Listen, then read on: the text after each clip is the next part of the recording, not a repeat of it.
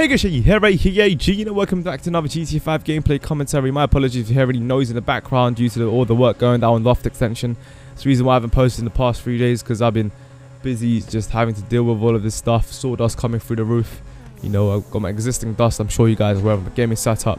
So I'm breathing all of that in. I realistically should not be in my room right now making these videos. I should be somewhere else for the next 2 months. But I'm dedicated to the grind because we've got DLC coming around the corner next week, and that's what I wanted to talk about during this video, because we're getting the new supercar, which we all been waiting for 1 year and 2 months since we got his Zentorno last April for the High Life DLC.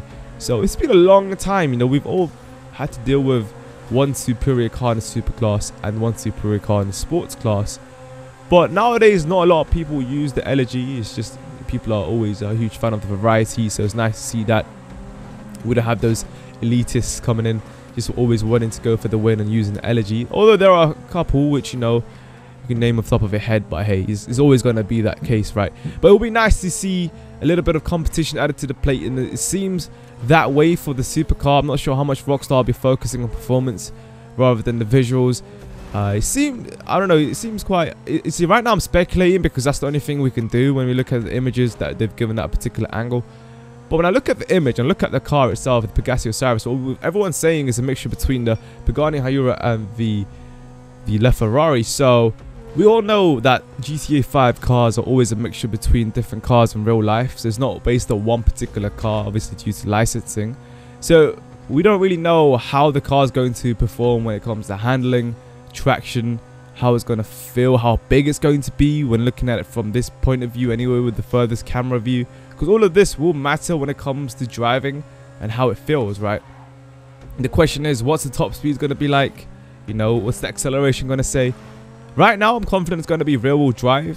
It seems quite obvious just by looking at the image. And also from that particular angle, it sort of provides, or one of the images of the car provides a spoiler that is going to come with one of the options. Hopefully there's more options to it with the modifications. It seems like it, just from the stock version of the yellow one and then the fully customized version. I feel like it's going to have similar number of options to the Turismo, because it feels like it's got similar characteristics to the Turismo, one of which is the spoiler. It's got the GT wing, and it's very similar to the existing spoiler that you see in this video right now of this particular Turismo. And the general shape of the body, it seems like it's deriving from this.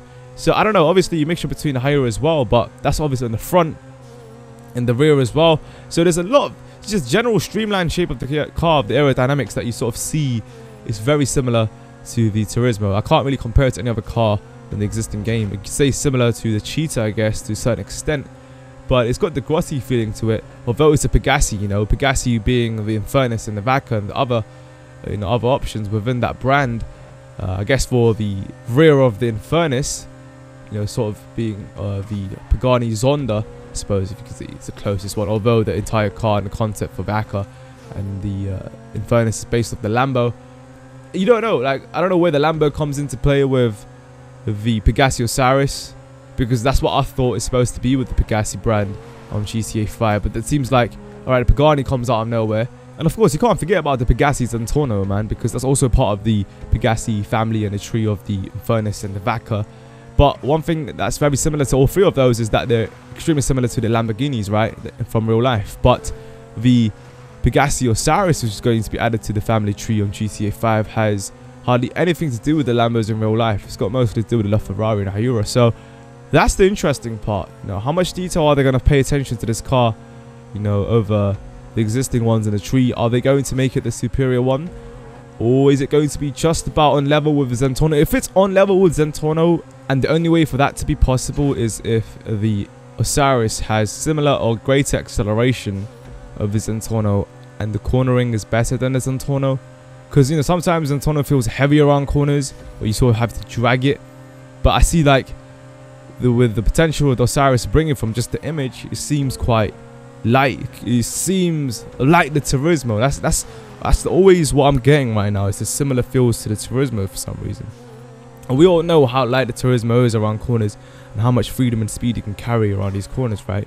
And if that is the case, then I'm going to absolutely love the Pegassi Osiris. I got a feeling it's going to have really good acceleration out of corners as well for some reason. Although it's rear-wheel drive, and Zentorno's got the edge of the all-wheel drive, with it being an average of 2 seconds quicker. Of course, everyone uses that for hot lapping. which is extremely fun car, of course, because it drives differently. It's quite unique and it's really weird. I wouldn't call the Zentorno a car in any way whatsoever. You know, it's just because of its driving style. You could drive it different ways. It doesn't have one particular driving style. That's the thing. If you want to optimize that car to carry revs around corners and not max speed, and to make sure that you get in those record times, you have to drive it differently to other cars in the game. You know, you sort of have to just throw it in there, get the rear sticking out, and trigger the revs. So it's absolutely awesome. But the thing is though, although you have an absolute awesome time experiencing the thrills and the speeds with the Zentorno that it produces through acceleration, it can be extremely draining and exhausting at the same time when you're sitting there for hours and hours hot lapping on the same track.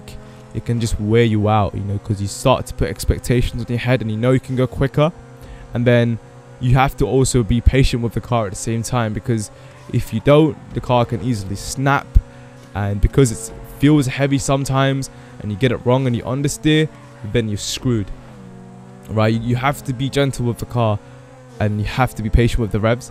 And I'm quite confident that the Pegassi Osiris is going to feel extremely light, so that worry of understeer won't be there, it seems like, just from the general shape. And it's going to have a similar driving style to the Turismo, so I feel like it's going to be awesome for racing as well, especially when I'm going to be streaming it, right, when it comes out. The DLC itself comes out, I'll be streaming it on my YouTube channel, so if you guys want to join with me, then feel free to send me a PSN request. I'll be inviting everyone through that. And basically, we're just going to do some testing on racetracks and see how the car feels. I'll be talking about the car. I'll be doing car showcases for each and every single car that's coming along with that DLC. Hopefully part 2 brings out more cars as well, something for the sports car category, which I hope can be competitive up the top of the cars that hopefully the Pegassi Osiris will bring to the table.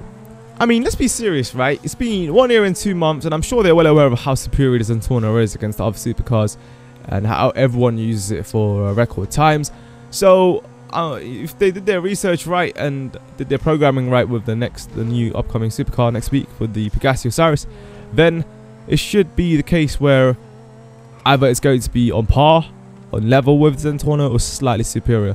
If it is going to be slightly quicker, then there's a worry that everyone's going to then start using the Pegassi Osiris. It's going to be another story all over again for another year of GTA 5, where everyone's going to immediately switch to the Osiris and bang, that's it. You know, it's just another Zentorno all over again, and everyone's just going to be grinding that out until there's exploits that are found. But no, I don't. Hopefully that's not the case, and it's going to be like, alright, so there's certain tracks the Osiris will be dominant at because of its handling and how it's going to twist and turn ahead of the Zentorno, because of how heavy the Zentorno feels.